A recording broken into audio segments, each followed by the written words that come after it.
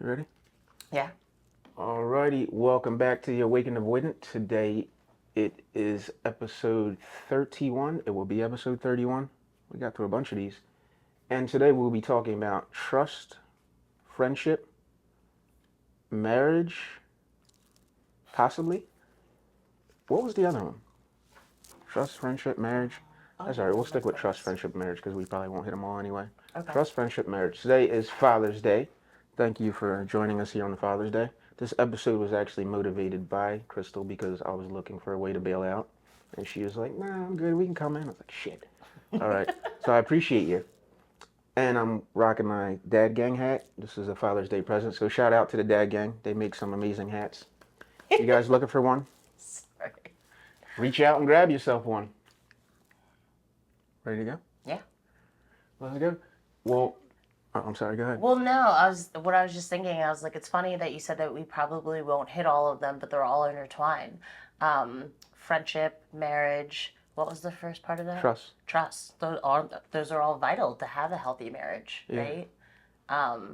So we will hit all of them because they're all necessary. It's interesting that they are all combined too because they were all random. I just threw them into one thing and it just ended up working.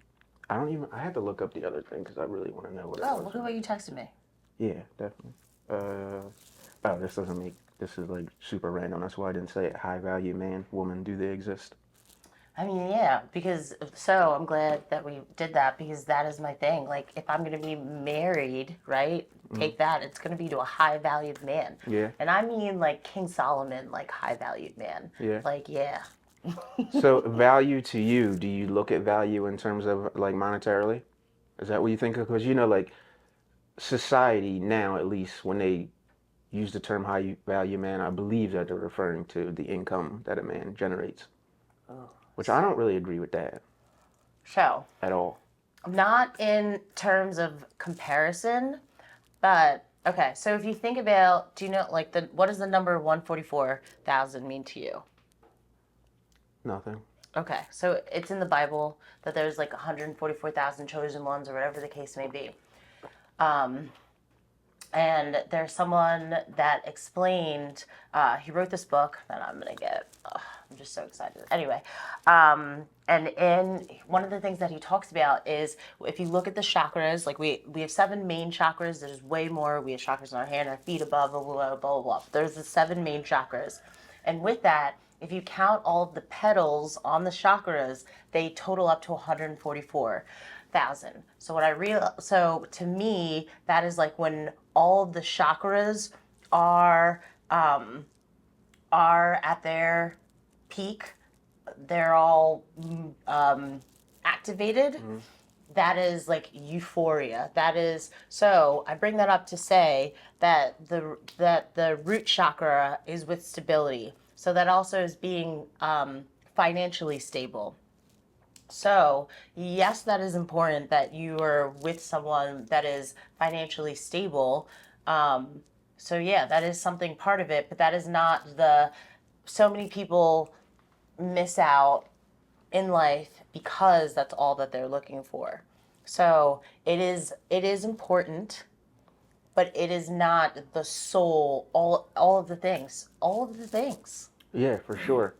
I definitely don't think it has anything to do with value. Like, first off, we all have value, like every person has infinite value. And I wouldn't use that to measure a person's worth, but I get that it's important. But I feel like, personally, I feel like I'm of more value to myself and family now, currently where I'm at, and making less money than I was before. Because I feel like I had to work on myself a little bit more. When you have money, there's a lot of things that you can avoid working on because you don't really have to, Or when things aren't a little bit, like you could just basically do whatever you want.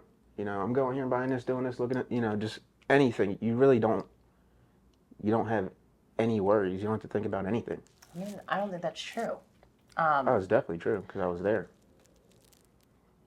But you also admitted that you had things to work on. So it's just like you just had lack of self Yeah, I awareness. had things to work on, but I wasn't working on them. You But know? that was a choice, though, Yeah, right? yeah, So, like as you said, like you were there, but it wasn't serving you. You said you're doing better now for your family, for yourself, yeah. for the demons, the negative emotions. We'll get in that in a minute. Um, so the reality of it is you were just in la la land. Yeah. You like you tricked yourself into thinking that. Yeah.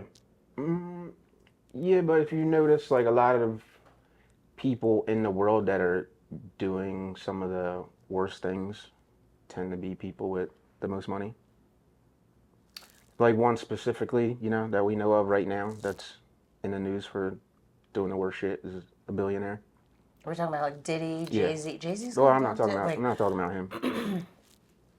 Um, it is, but what I see, the evidence that I see is that there's a shift. And I think that that shift is happening um, in, whereas that the roles are getting reversed. So as we see all of these people that are in the high society, like they too have judgment day.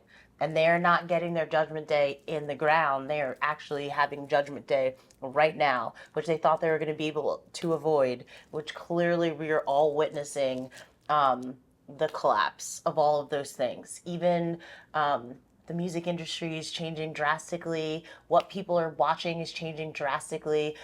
More and more people are no longer watching the news. Everything is changing. So like all of those things, like that's not really something that I worry about anymore, as I see the shift in people having more integrity and not because most people themselves were lacking integrity, it was easy to let those things slip. Yeah. But now that people are clearly being intentional about working on themselves, you you can't support something like once you are working on yourself, you can't go back. You can't put the blinders on and pretend, because then you actually didn't do the work then. I think I could better explain it. I said it in a real confusing way earlier. Let me go back to it. But I also wanted to shout out to all the supporters. We're nearly at 100,000 views on YouTube. So thank you to everyone that's watched, like, click, subscribe, anything. All the support. Appreciate you. But what was I saying? Oh, yeah. Well, I explained that whole thing in a weird way. Finding happiness. I am a happier person now. I think when you have money, you use that as a tool sometimes to facilitate happiness, either knowingly or unknowingly. And then when you have less of it, or even someone that's like has zero money, some way you have to find a way to be happy in your life. So now I'm more happy with lesser. Like, for instance, this hat, like, that is more meaningful to me than someone buying me like a $10,000 watch or something like that. When before, if I had a lot of money, that other thing may have meant more to me. Okay. That's what I mean, just like happiness. So now that I'm happy with or without money, I feel like that makes me of more value because, when times get rough, I'm not just going to collapse. Heard. Okay. That's what I meant by that. Whatever I said before was kind of confusing. No, I hear you. I respect that. I also personally am. I was actually talking to my girlfriends about this last night. In terms of, I I'm so excited um, to be able to, on the drop of a dime, call and have a private jet and take my girlfriends on a trip and come back and like experience something that we want to experience, be able to do it for them and myself with no problems, have a trip, have an experience, and come back so that they can still, mom, all of those things, right? Because family is important. So I am so excited for those experiences as I create more financial abundance for myself. Um, and the other, I was reading, You were on TikTok. I was on TikTok, I know it. and there was this woman who had it was like a $600 dinner, right? And the first it started off, like before I even found out it was a $600 dinner, there was just like a video of one of the courses, and it was like washing your hands in white chocolate and like taste, and yeah. So this is like a $600 dinner. They had several courses, like lots of courses, wine pairings, all of the things. And I was like, and it wasn't like I didn't feel this jealousy thing. It was more of an excitement. Like, I can't wait to have experiences like that. And why should they not be paid for that experience? And then my brain, if we're going to talk about marriage and all of those things, was just like, listen, I'm so excited to be able to spend $1,000 on an anniversary dinner where we do that. We have a personal chef come in, teach us. We make dinner together with the personal chef. And then part of the experience is that's the dessert, and then we are the dessert, kind of thing. But that is okay, so that takes me back to creating more financial abundance for other people too. To be able to hire a personal chef, to hire someone who enjoys, thoroughly loves cooking. Imagine if you were able to just hire people based on what they love to do. So if they were a personal chef, someone who loves cooking and is not just like cooking at Applebee's or whatever, and I'm not saying anything in the negative, but I mean like being able to be a personal chef, right? You're creating financial freedom for yourself, and it's something that you love. So I can't wait to be able to also create that financial freedom for someone along those lines and different things that I don't want to do. I think for me, I don't have a passion for cooking. I would like to do something like romantic with my significant other, but making meals and all of that on a daily basis is mentally exhausting for me on so many levels. So I think that is creating financial freedom. I want to be reading books, and that's what I love to do. I want to sit on my porch. I want to do all of these things. But creating more income for me is a way for me to spend less time doing those things that I don't enjoy doing and hiring someone else to do it. You know? Yeah, yeah, So I can see that. yeah.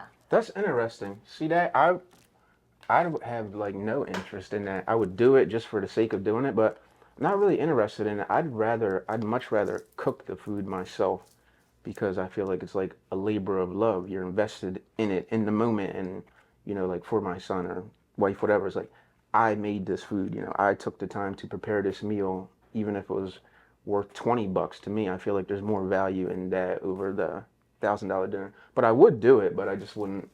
I Yeah. don't know. There's just no real. I just don't think there's any. We all have It different doesn't love like languages make you too, though. happy. Yeah. So you're Yeah, you're right about that. That like we definitely have makes me different feel love good. languages. So Yeah. like for me, sitting down and doing my daughter's hair and having conversations with her, or talking about crystals, or those that's my love, because those are the things that I enjoy. So it's easy. Like cooking is stressful for me. So I'm like, do you want that in your food? Yeah. You don't want me to cook you food. You don't want that Yeah. stress. Yeah. You don't want that Yeah. anxiety Yeah. in your food. You're like, why do I feel like that? Well, Crystal made it. Yeah. Yeah. Yeah. There's not a lot of love poured into this I meal. was like, oh Yeah. gosh, It's like just what? energy and angst. Yeah, I'm just like, wait, the timer, that one's boiling, like immediate anxiety. Yeah. Yeah. No, I get But it. like, put a bird chart in front of me, I'm like, oh, like okay, this is the ingredient. That's my cooking. Yeah. That's the way that I cook. Yeah. That's interesting. Sometimes when I cook, I'm so invested in it, like I need the people to eat it warm. You know what I mean? Because if they don't, I'm like, well, now it's not the same meal, and it's probably not gonna taste the same. I put all this effort and energy into it. Eat the shit while it's hot. You know what I I'm mean, saying? that's fair, right? You're like, I want you to get the best version of what I made. Yeah. Yeah. Absolutely. So let's skip on to friendship. Yeah, no, my husband, wife, I'm open to all of the things lately. Good for you. Yeah, you were talking about that earlier. Oh, You wait, were kind of wait, no. alluding to. No, no, I wasn't gonna say that. I was just saying, kind of alluding to it, but I didn't really. Um, I was gonna throw the story. I'm not a dummy. oh my God. And we can edit too. Don't forget. No, it's just so it's like it's also wild the things that I would never do that. and I can't even go there because it's just like things like the things that have been being mirrored back to me of Can I ask you real quick? Where did you get your idea of what friendship means to you? Like, where did that begin? where did that begin? Wasn't a good start. Yeah, no, it wasn't a good start because Oh, no. growing up, let me just tell you, growing up, I had an abundance of unhealthy relationships. Like, Me too. yeah. So I also grew up in a predominantly Caucasian area pretty much my whole entire life. So that is, I found myself in lots of toxic friendships where I was like the token person, Hmm. or where I was being made fun of and still hung out with those people just to have people, Oh yeah, I had a lot of that too. you know? Yeah, for So it sure. was just like I had to learn. It actually wasn't until like after college that I actually learned, because I didn't like in college I really didn't have like healthy friendships in college either. Yeah. Yeah. 90% of the people that I grew up with, I heard use the N word at some point or another, and these were people that I considered friends. Yeah. I mean, but you let it slide, right? Yeah, as a kid. Yeah, no, and we don't know better, but there's part of that forgiveness for self too, because we're also part of the allowing, you know? Um, and it's, yeah, it's confusing, it's awkward, you want to fit in, you want to, um, yeah, and I see the many ways that I lowered the standard for myself on so many levels in being in situations, or yeah, like that. So when did you encounter friendship at a place where it began to mean something to you? At what point? At what point did you like place value in it, friendship? Do you have any friends? No, I'm just kidding. Yeah, I do. I'm I do. kidding. I do. Yeah, no, I was kayaking with one of my girlfriends last night. I'm totally kidding. I know you got Um, friends. You're a radiant person uh, but I think it was, and funny too. um, thank you. I think it was really, I'm trying to think. I guess it took me a little bit after college.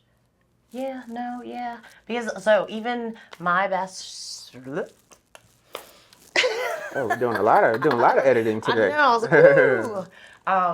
There was even a friendship that had been very dear to me that was through, and you know what, even those toxic friendships, I'm still thankful for them. But there was one that was very near and dear to me. Growing up, it was my first friend when my family moved to Pennsylvania when I was like 16. Um, and her and I became like instant, like inseparable. Mhm. But what I realized um, is that we have to be careful when we call people friends, because friends can still be jealous, right? Yeah, Or just still human. project onto you. So I just remember someone that I had considered being my best friend, and how projection or jealousy had really brought me down, because I was under this mindset, because they're my friend, they only want the best for me. So if they're saying something toxic to me, it must be true. Um, so just for an instant is, so I have a tattoo on my chest. And that actually originated from getting ready to go out with this friend. I'm singing and dancing because that Yeah, is just me, you know? you like to sing and dance. So she got annoyed with me and was straightening her hair and clipped me in the boob. So I had a scar on my boob, and like said sorry, but was laughing about it at the same time Yeah. as you're saying sorry and laughing about it. Um, and yeah, so I got the tattoo because I would go out and people would be like, "What is that?" Blah blah blah, because it was like two symbols, it was an up and down. Ooh, sorry, that just made me think about elements. Anyway, and uh, I got the tattoo because I was sick of having to explain, like, oh, I was being happy, and my so-called best friend uh, wanted to shut that down and gave me that scar. So Yeah. instead of explaining that, I put something that I thought was beautiful and had meaning to me. And I was like, that's the story that we're gonna stick to. That's what we're gonna focus on. I'm not gonna focus on being branded by someone's disrespect. I like that you did that. That's a good thing to like counteract what that originally meant, to change it into something else. I would never even thought to do that shit. Yeah, no, it was like I would always go out and people would be like that, and I was just like, why? Like, I'm sick of talking about this, Hmm. and I want to talk about something good. Um, and then at my freshman year of college, you know how they talk about like freshman 20? Yeah. I think I had like freshman 30, freshman 40 or something. Like Yeah. there was two of me. Yeah. To the point when I came home, my mom asked me where her daughter was. I mean, we also know that my mom Damn. says some fucked up shit. So, Damn. effed up poop. Yeah. So, yeah. And I remember, so that was my freshman year. She had also at some point gained a bunch of weight. I had lost a bunch of it afterwards. Uh, and one of her responses to me, which actually sent me in a spiral, was that she didn't want to lose weight because she didn't want to lose her boobs. So in my mind, it kind of gave me this body dysmorphia in a sense, because then I started feeling insecure about the size of my breasts and all of these things. And then when I really thought about it, looking back, I was like, oh shit, she just did it. She wanted to put some negative shit in me so that she could feel better about herself. And that, it took me a while to realize that. And like, then I'm like, this isn't your friend. Like, she doesn't really want the best for you. This isn't your friend. Regardless of like whatever she's going through, that's not okay. Yeah. So that sounds like a negative idea of friendship. Yeah, so I had to realize that I have to have more discernment with friendships, and I needed to really raise the bar on what my standards were. So because you had some complicated friendships growing up, I Yeah, guess and that friendship was is, like one of my healthier toxic yeah. friendships. Yeah. That's interesting. I have I don't know, it's a bit complicated. My idea of friendship too, because the first person that I met has always been the realest person that I've ever known. So I always hold like everyone to that standard, and it's just not attainable for most people. They're just not going to reach that. So the first person I met, I was going to tell a quick story. When we were kids, well, first off, I met him because someone in the neighborhood was calling me the N word, throw my bike. Me and this person ended up being friends forever. So this is one person I never heard use the N word ever, not in a joke, not just never. So we're still cool to this day. Then at some point we got into a little bit of trouble, and we got interrogated by police illegally, might I add, because they had us in a room and we were underage and they were interrogating us. And this was an opportunity for my friend to throw me under the bus because no matter who did what, whatever he said would have stuck, you know? So he could have said I did it, even though I did not do it. But he could have said I did it. And just from there, I was like, all right, this dude's solid. So from that point, just rocking out. So I hold everyone to that sort of standard. And this is the same person, like, if ever I'm in trouble, it's like, do you need something, like money wise, this, that, all the time. And, he's got a family and all types of things. So I think it's like unrealistic for me to expect everyone to be that way. But for a while, it was like that for me. I'm like, if you're not that person, you're not what I think a friend is. So over time, I kind of had to filter that out and realize there's different levels. Yeah, well, okay, so like different levels of your circle, right? That's Yeah, like he's your core, you know? Like I feel like he kind of the way that you're describing him kind of feels like he's like after your wife, like that is yeah, like, yeah, your go-to person. And I think that having a small circle is a beautiful thing. I don't want to have 50 people in my inner circle. That sounds way too big to be in my inner circle. yeah, So I think that, like for me, and I'm not saying that there has to be like this perfect number of what it is, but realistically, when you think about who's ride or die, who's there for you, um, yeah. I mean, and even when we look at like, and it's so hard because sometimes, and it does sounds like this is not something that you have to worry about with your bestie, but when we look at like some of the some of the most fatal blows were by people that they trusted and yeah, thought were in their inner circle. yeah, I don't know why, but Selena just keeps coming up for me, yeah, just like as an example of being bamboozled yeah. by someone that you really think has your best interest at heart. It makes sense though that it happens, not that it should happen, but the people closest to you obviously are going to be the ones that can hurt you the most because they know the most about you, they're around you the most. When it's people that they don't have that reach, they can't get at you like that. So based on that, I feel like that is my idea of what friendship is, and that I plan on trying to be that to everyone really. Honestly, just being trustworthy, staying true to your word, doing what you say you're gonna do is very important. Yeah. And when people don't do that, it's troubling. Yeah. So I'm like a life path number 5. My Venus is an Aquarius. You're an Aquarius. So, sorry. That's okay. But I can be detached in the sense of like, I think that people need to know if we're going to be friends. I am not someone that's going to be texting all day, every day. I'm not going to, like, I can be we can talk once a month and I will be, like, find that sufficient, like, in a friendship. Oh yeah, believe me. I know. I know how it works. In the beginning, I'm like, wait, why the fuck are you responding? And then I was like, okay, it's cool. She'll get back to me. And that's the thing Yeah, is, and it's cool. It really is and cool. the people that understand me, Yeah. they know, like, if I respond to your text, it might be a day or two Yeah. later. And sometimes so I bring up anxiety because someone could be like, how are you? And it will send me into a tailspin of like, do they want to know the truth? Am I supposed to be honest? Well, Are we, I'm like, is exactly the this, same way. and I'm just like, Exactly they the same really way. want to know? Like, yeah. Yeah, Or, yeah, they probably don't. yeah. So I was like, Formality. am I supposed to just say great?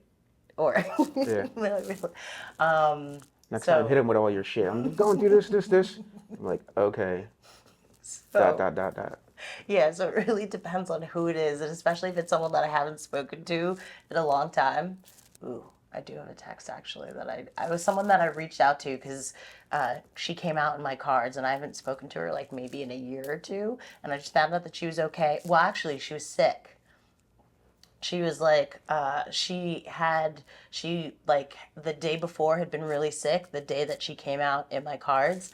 And then she didn't respond until the next day, which I was fine with. I just wanted to know that she was okay. And she's like, wow, I guess, yeah. She's like, I was really, really sick. And then she's like, how are you? And I was like, anyway. And I still haven't answered. You're funny. Yeah, to me, at some point, like obviously, I get everything to this point has really helped me. Just patience is a word I'm going to use, but that's not exactly what I mean. But just because I can't think of another word on the spot, but it's helped me be more patient and just understanding of more people. Like your personality and this person's personality and that person's personality. At some point, I may have took that as a slight or not have liked it, but now it's just like everyone's a little bit different. They don't mean any harm. It's not doesn't mean we're not friends or this or that. It doesn't mean anything. It's just I have to change my view of certain things. It's me that needs to change, not them. Yeah, I guess like acceptance, Yeah. right? Yeah, that's probably a better word. Yeah, because patience is like, yeah, acceptance. Yeah, for sure. Acceptance. And it's just like, I guess there's also like, what is it that like, I guess like I think that like, let's just say that hypothetically I was with someone that wanted to text and converse all the time, right? Let's just say we have an amazing relationship, and I am not that way. I think that if it were someone that I was like, and let's just say the other person was the opposite of me, I think that would have to be that conversation of where is the give and take for both of us? Yeah. Is it vital for you, or do I need to step my game up and try and be more communicative in that way? And like obviously, if I were like dating someone or married or blah blah blah, we would definitely Okay. be communicating on a daily basis, Yeah, right? But yeah, that tight grip that some couples have where they're talking all day, every day. Not you. Not you. Maybe younger me who didn't have shit to do, who was like looking to fill a void. Not to be like rude or mean to those who are like that. No, because But everyone's different. I mean, Like but you we also, communicate in different ways. It doesn't have to be through that, yeah. mechanism. Well, I guess I also look at that as like codependency too, right? Of needing validation or, from someone at all times kind of thing. Yeah, I guess it just depends. I look at it as just a conversation. Same as any conversation, really. Yeah. So what about trust? Oh, if you don't have that, you have nothing. Yeah. Yeah, no. Oh, Yeah, it's the foundation. that's yeah, yes, foundation. Like, yeah. Oh my gosh, yeah. And also, even, you know what, even the people, also had to find acceptance even for the people that you can't trust, right? And knowing that, that like, that's not someone who I'm like, oh, I need you, blah, blah, blah. If I can't trust you, like, blah, blah, blah. It's kind of like, I have to, if I accept that I can't trust you, I just know that we just don't get that close, Yeah. or that we keep everything surface level. Like, what if it's a coworker Yeah. or something like that? I have to accept that I cannot trust that person, but I also don't want to have any dis-ease in my life. So it's like putting that in the, no, you can't trust that person, but like, hey, what's up, George? Like, how you doing? Blah, It blah, takes blah, you some time to get to that space though, right? Where you're like looking at it from that perspective. Because again, going back to myself, at some point, I would have just thought of that person as an asshole, like I can't trust you. You're an asshole. But now it's like, okay, you don't have to be an asshole, but I still can't trust, I don't trust you. Like I can still engage and converse and do whatever needs doing without being like, I'm not even saying anything to this person. Like, you're over here, move away with the weird shit. Yeah.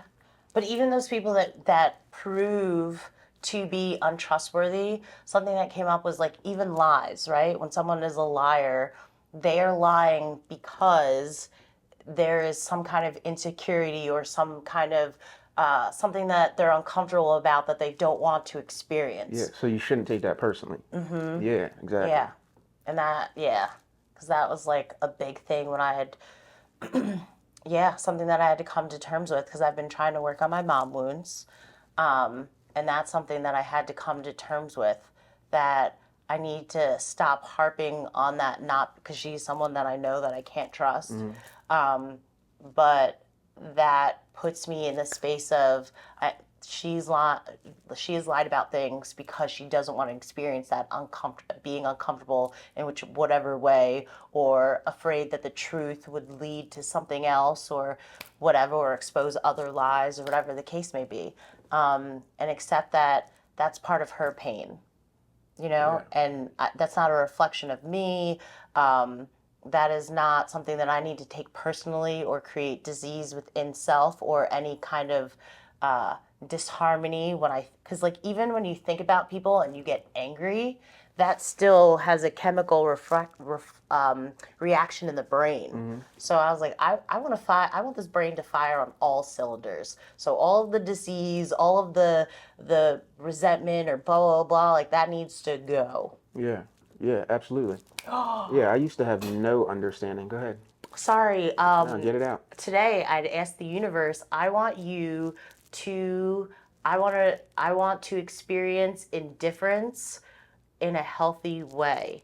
And that just made me think of it like that's how I can create having this being indifferent, not in like a hatred way, but not letting it be a negative or positive experience, but just being flatlined about it is how I can still have healthy thoughts about other people Yeah. without creating disease in the No. mind. But it's very hard when it's someone close to you. Like in your situation, that is going to take tremendous effort on your part because it's your mom. With other people, done. But with your mom, that's a challenge. Proud of you for working on that, though. Like all the things that you said thus far to this point, from the beginning of meeting you and dealing with your mom, I see some growth in the way you talk about her and describe it. You've been doing good. Yay. Um, I threw you off yeah. track. No, because I guess like part of that too is like, yeah, learning to reparent myself. So um, even with that relationship, it's not that I don't have a mom. I am my mom to myself, you know? So, yeah. Yeah, it's definitely complicated. Yeah, at some point I had no space for that. Is because the idea of what all of it meant, like trust and friendship meant to me, was so rigid. There was no flex in it. And now, we use the term giving grace a lot. It's like, these people are just people. They're going through what it is, the human experience. They're a person probably dealing with all types of things. And some people lie to you a lot of times. It really has nothing. actually almost all the time, it has nothing to do with you. It has nothing to do with me or you. It's them. Sometimes people may lie to you because they think they're helping you, or protecting you from something, or they're trying to protect themselves from something. But it's not always F this person. Here's why I'm lying to you. Yes. And it takes you a while to get to that point where it's like, okay, I can accept that. I don't like it. It's not going to be a part of our engagements on a regular basis, but I understand. I love that. Yeah, 1,000%. Yeah, understanding.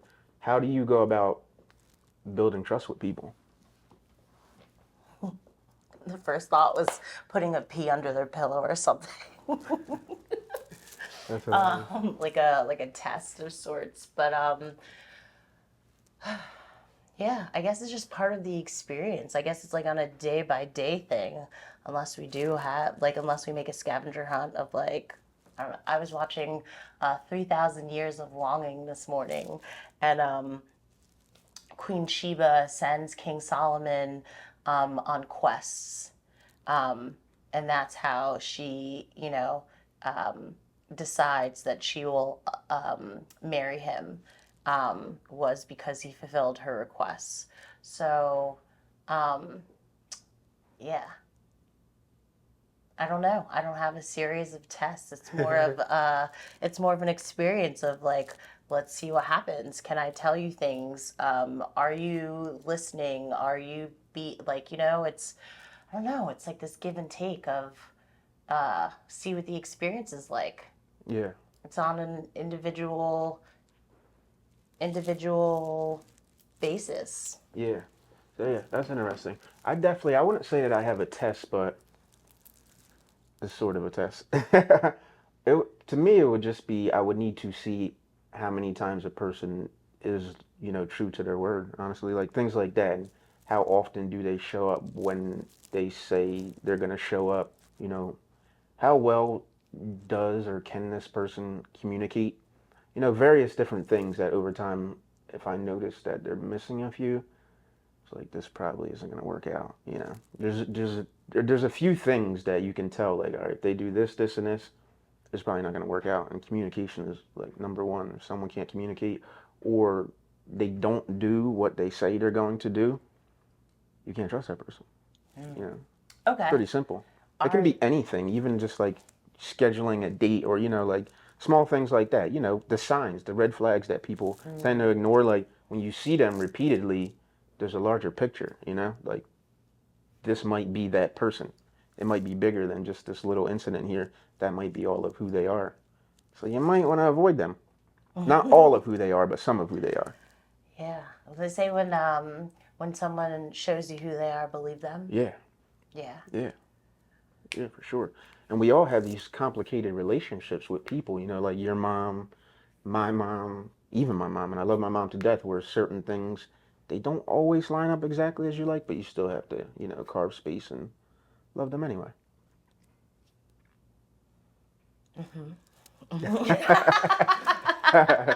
I'm talking about my mom, but people in general, not necessarily your mom. And you know what the wild thing is? My daughter actually asked me the other day. I don't even know how this came up. We were like, I remember it being nighttime.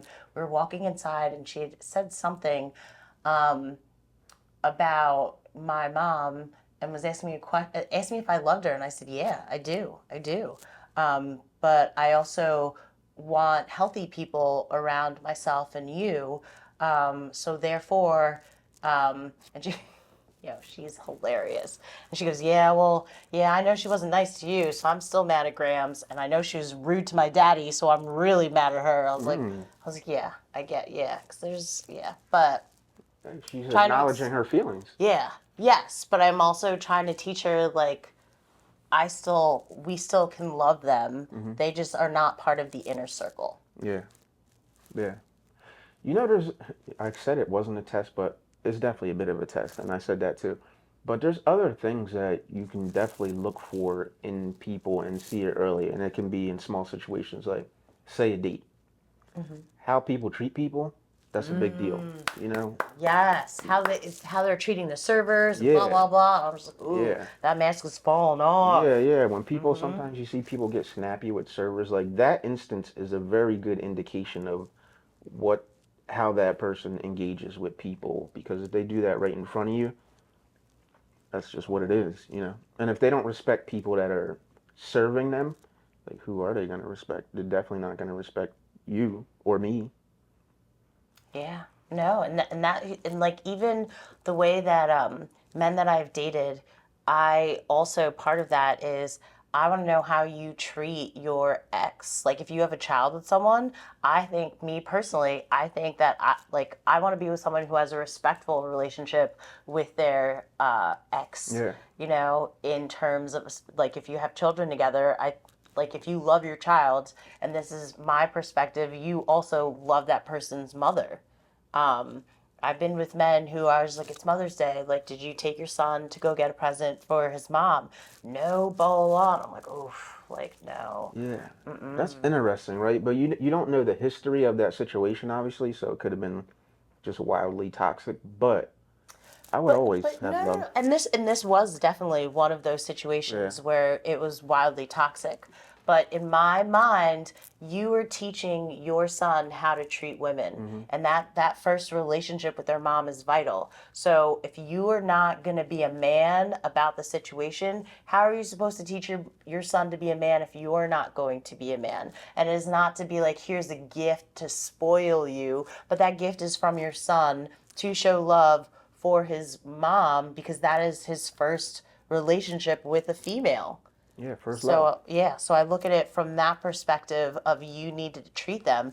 And so what I'm also realizing is, so remember, I'm divorced. Today was Father's Day. My daughter got presents for her dad. I went out and got donuts for her dad. We watched him open presents together. We ate breakfast together.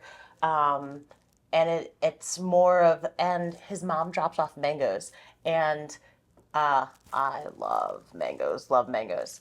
So she brought three. He gave me two of them because he knows that I love mangoes. Do you know, like, it's just kind of all of the things that we have gone through. It is, we have had to build this healthier relationship because we love her so much. So with that, I'm trying, my point is, especially when it comes to having children and significant others or exes and blah, blah, blah, if you are pointing the finger all of the time and you have to be the change that you want to see in that relationship. It doesn't have to be this romantic relationship, but if you want a healthy environment for your child, I think that is vital. And that's someone that I want to be with who also wants that healthy relationship for their child, because then eventually those two families are going to commingle, right? If you are with someone who has a toxic relationship with their ex, that now is your karma because now you are together. Now you also have to be in that toxic relationship. I don't want that. Yeah, definitely. You know, just like a foundation of love and respect. I get that. I'm still cordial with my exes too. Like, I'm definitely gonna be that type of person, and I would be that. I would certainly be that way with my wife, but that's never gonna change. So yeah, I don't even talk to her in any kind of way around my son, and I don't do it in private either. But I would never want him to see her being disrespected or women in general. So I don't even raise my voice. I don't even argue, but we don't argue. I'm not an arguing type. You probably can tell. But they say that it's healthy for a child to see that because that is the spectrum of you know things that you're going to deal with in relationships. But that's not for me. I don't plan on doing that. I don't plan on allowing my child to see me argue with his mom ever. What do you I think about that? Well, I think it's healthy to have a child see a disagreement and then the disagreement be talked out, worked out in a healthy way. Mm-hmm. So no, I don't want my child to see us going back and forth and yelling, Yeah. because why am I saying, "Oh, this is okay"? No, that's not. Like that's not how, yeah, we want to have discussions. We can have different perspectives. I don't want to be with someone who agrees with every single thing I say. That is called a lapdog or, a yes man. Yeah. No, thank you. There's no growth from being with someone who only tells you what you want to hear. right? You're never you're not going to you are not going to grow because you're never ever going to be this perfect person. So if someone makes you feel like you are perfect in every way, um, yeah. So you're going to have disagreements, which are healthy, because you have different ideas, different perspectives. But it's healthy for a child to see you be able to work it out in a constructive way. Yeah, you're right about that, needing someone to disagree with you from time to time.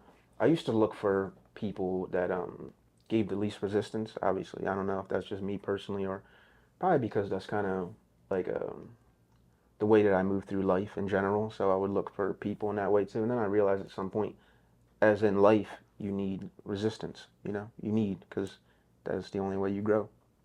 You need some push, like what you were describing. Mm-hmm. Yeah, no, for sure. Yeah, I want to see growth. I want to grow forever, you know? Like I'm not getting older, I'm getting wiser, I'm getting stronger, I'm getting healthier, I'm getting brighter every day. Mm, cultivating more knowledge. I'm expanding. Um, and with that also yeah, I also am telling the universe I no longer want it to be in these uncomfortable ways. I want it to be in joy and playful ways. I'm like, I want to learn lessons, but I am no longer prescribing to things have to be hard. So kind of what you were saying about that, like least resistance, in that sense of, I don't want to learn lessons the hard way. I want the least resistance, the joyful. We're gonna learn lessons, but it's gonna be a joyful experience. Yeah. Isn't it interesting though? It seems like you tend to learn the most when the lesson is the hardest.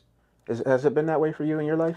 I mean, I think that was growing up and that was, but not really being able to. And I think that's the joy that I found in paying attention to the signs and synchronicities that allows me to move with flow.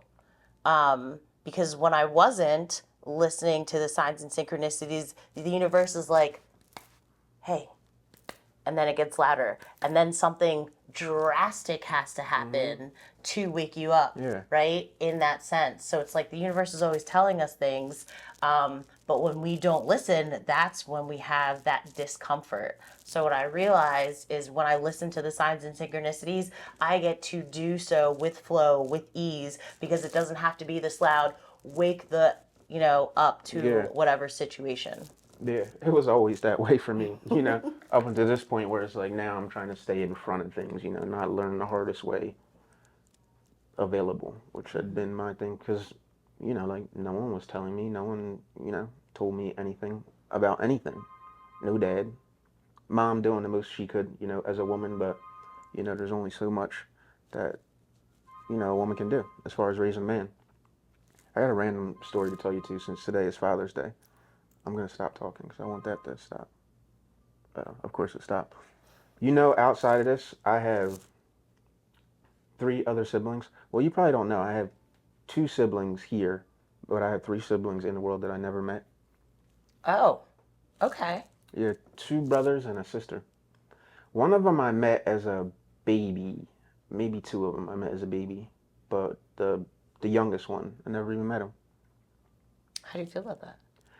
I don't know. I think there's some conflict there for sure. I think that's has something to do with a lot of the, inner emotions that I have, but I don't think about it often. No, that's not true. I do think about it often. I do think about it often, but I don't like dig into how it's making me feel.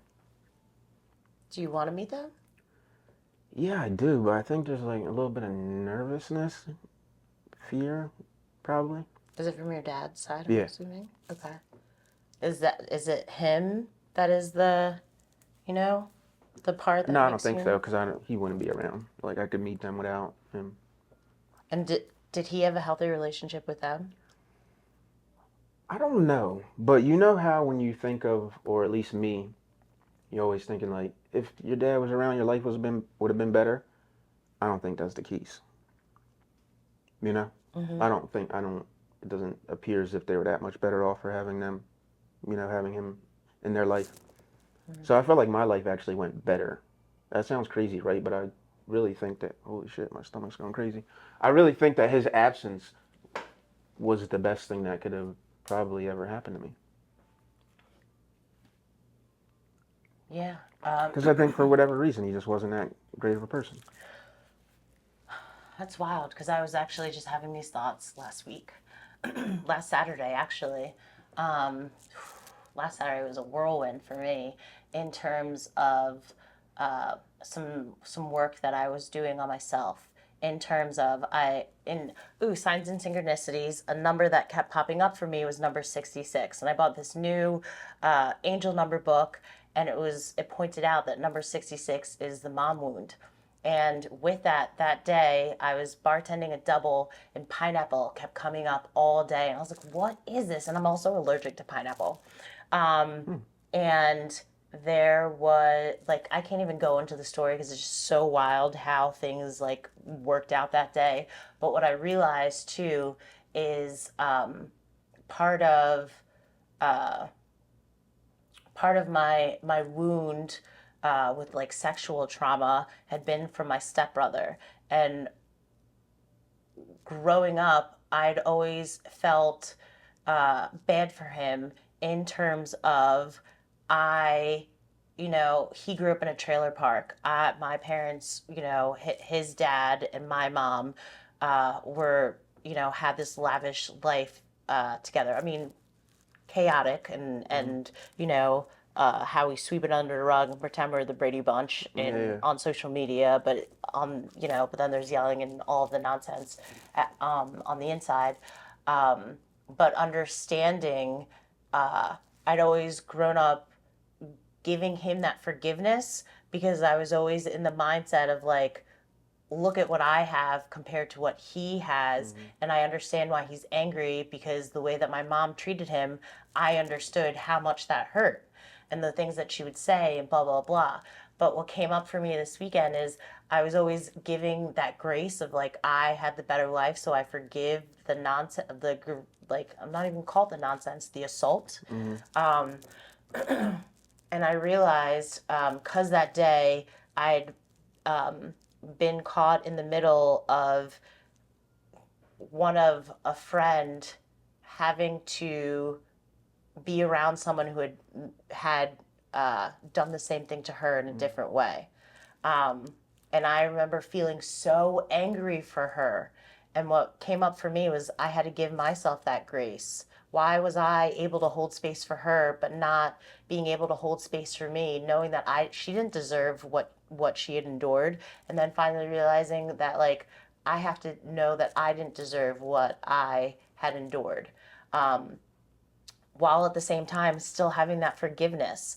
And then it was part of thinking of my dad. Like I had been with his dad, like had his dad growing up, but with my dad, who is now been deceased for many years, what if what I felt as being rejection was protection, right? Because he was murdered, right, shot in the face by a woman who he probably had been beating on, which that's just my assumption, no Mm-hmm. knowledge. Yeah. um Sounds logical. yeah, but what if I would have had that relationship with him and I would have been like, I want to live with you, I don't want to live with my mom. What if I would have seen him beating women Yeah. and had created that as being my norm of, like, Mm-hmm. so it's just like, so like as you say that, like, that very well could have been the case for you of Yeah. how him not being in your life probably could have been one of the best things for you to not, continue to see that. Yeah. Yeah. That's like one of those hard lessons because I don't know for certain, but I feel like I'm a better dad because he was absent.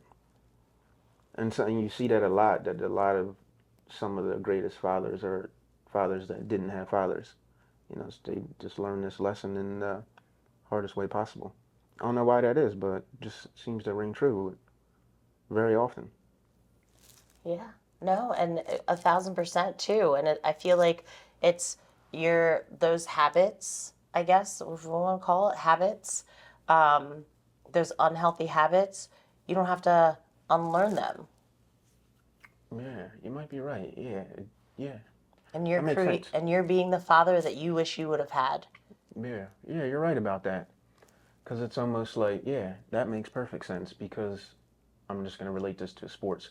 Say if you were to learn how to swing a golf club, but you learn it incorrectly first, unlearning it is harder. So it might take you a longer time to become a pro at it, but at least you know how to do it the right way, as opposed to having to unlearn it. Yeah, that makes sense. Good for you. Piecing shit together. So lastly, as far as trust, because I just veered us off hard with that one. I would say vulnerability is important in a person in building trust. I think that,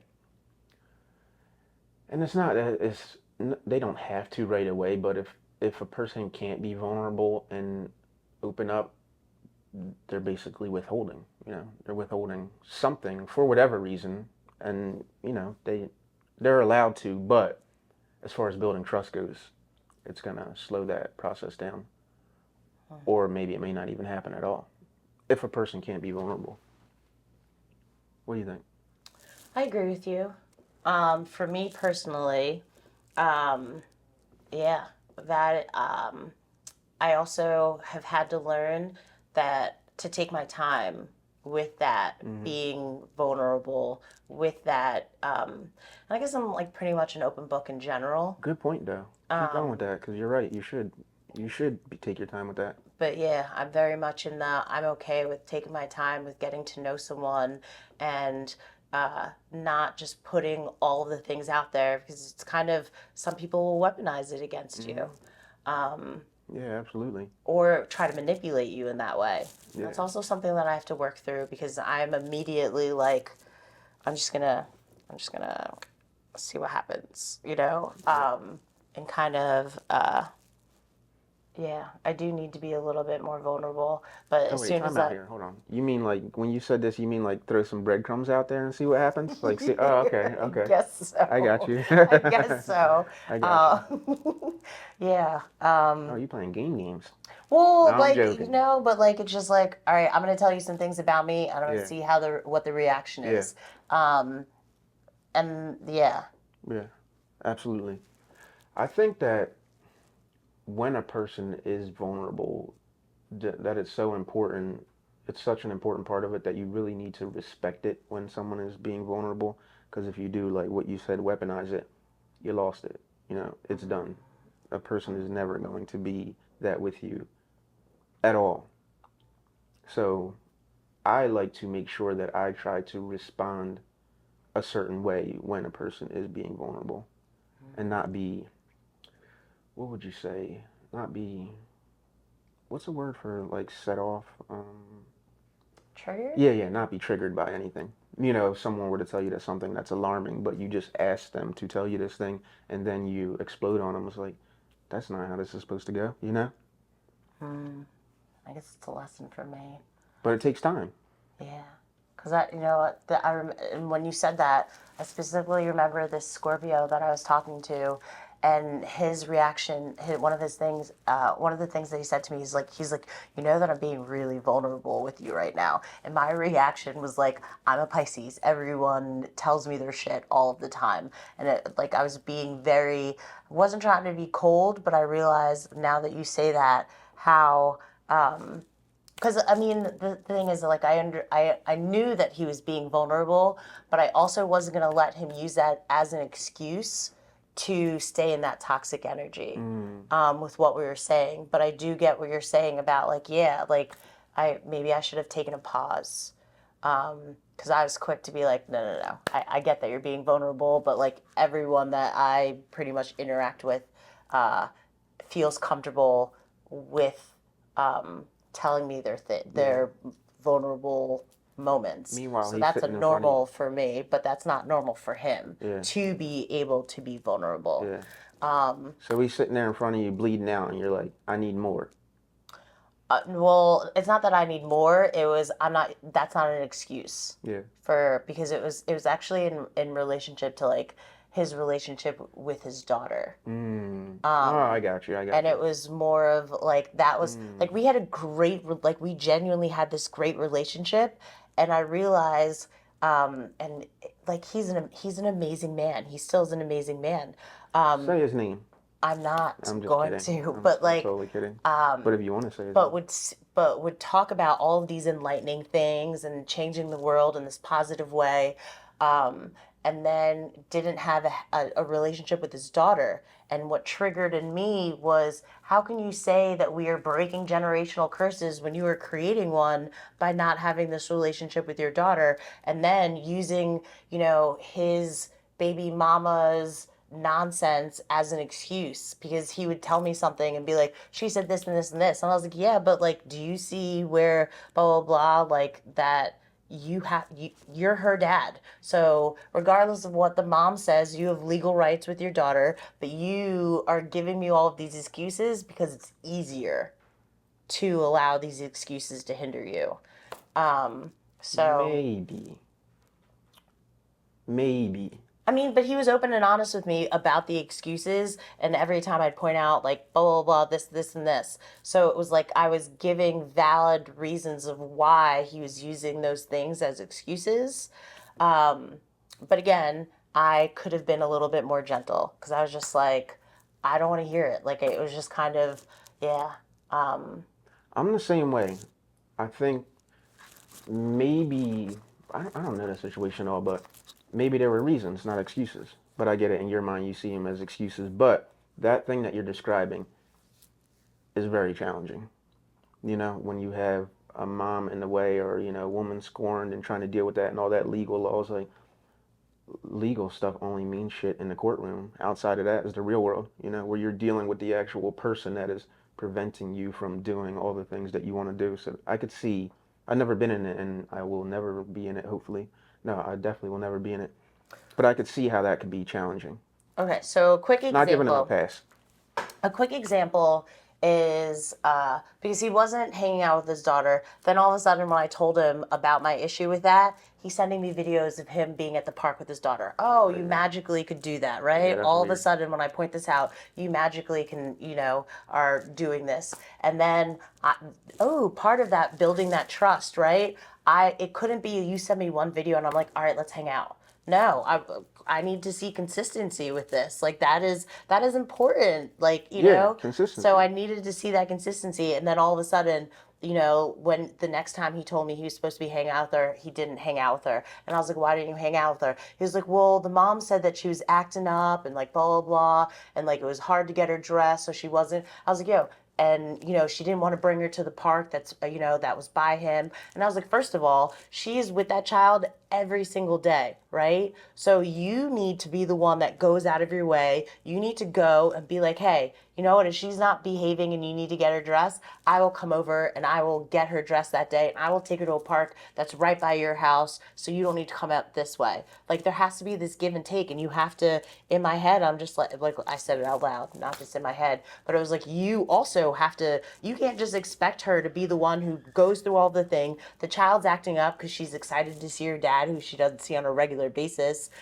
So you have to put all of those things in account, and you need to be the one to go the extra mile, because mom has to do it all of the time. Yeah. So that's my point when I say I was just not allowing the excuses and blah blah blah, because you magically could do it when you thought that that was going to be the way that I was going to hang out with you again. Yeah, that's crazy and unfortunate.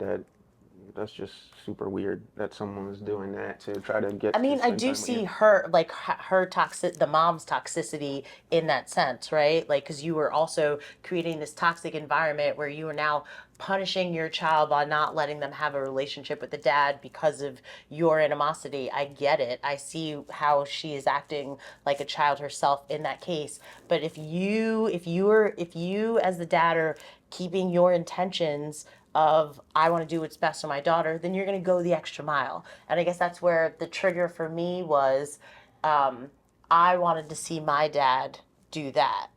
Um, Mm. but then there's also, as we were pointing out, that rejection is protection, right? So it's like the both things. But I also don't see him. I didn't see that man as being that putting his daughter in toxic environments. He's not a woman beater or any of those things. So it was just like, you have so much greatness. Let your daughter be part of your greatness. So Yeah, I got a question. If he did all that and went the extra mile and was to show up at the house and do all that, do you think that wife or woman would ever let him do that? Um, if she didn't, then I would take it to court. Like that's the route that I would go. Of now this is not, now that we got to take more steps. Now we got to make sure that I have literal rights to be like, these are my days to be with my child and all of that thing. So because they didn't go down that route. So if it came to like to her constantly doing that, then I'd be like, we got to go to court, blah blah blah, because that's not the life that I'm gonna live. But you also have to be like, I'm going to be willing to spend that money or blah, blah, blah. And that's where, setting those intentions in some sort of way, shape, or form of like, I'm going to do what I need to do. Because that would be me, of like, there is nothing, if I were in that situation, I know for me personally, I'd be like, listen, I'm gonna manifest what I need to manifest so that I can, afford to have a lawyer to do all of those things. That's just me where I would come from. Yeah. But if you were to do those things, I don't know, we'd probably be married with children right now. I like that you say that, what you're describing it all, because it's kind of like unveiling your childhood trauma wound. That's the same thing for me too, because you're expecting him to do this thing that you wish had happened for you. Yeah, I get it. And I understand it too. And I could see how I think people give up at some point when they're beaten down it that way. Like it's happening over and over, and all the court shit isn't working, and then they just, they kind of get exhausted. Not condoning it, but I do understand it and I see it. And I'm exactly the same as you, because when I see men that aren't in their child's life, I would say I have almost no respect for them. Yeah. Which is extreme, but yeah, and I would say that stems from my childhood drama, so I should probably scale that back a little bit, but that's definitely how I feel about it. When I know people that say the same thing, situation you're describing, they don't go 139% to make it work, I'm like, I don't accept that, you know? Yeah. So we're the same in that aspect. We gotta close this out on a good note somehow. Trust and friendship. I think that I want to congratulate us on our journey. I want to congratulate you on Happy Father's Day of being the change that you want to see. And you now, as a father, playing that vital role, are now also creating that legacy. Because now your son is seeing what a healthy dad looks like.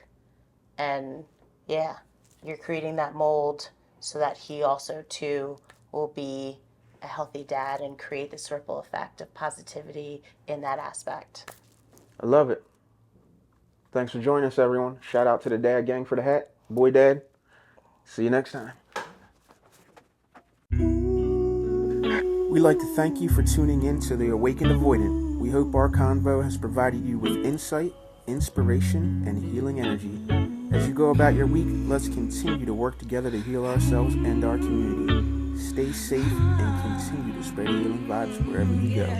Catch a new episode Wednesday weekly on all platforms.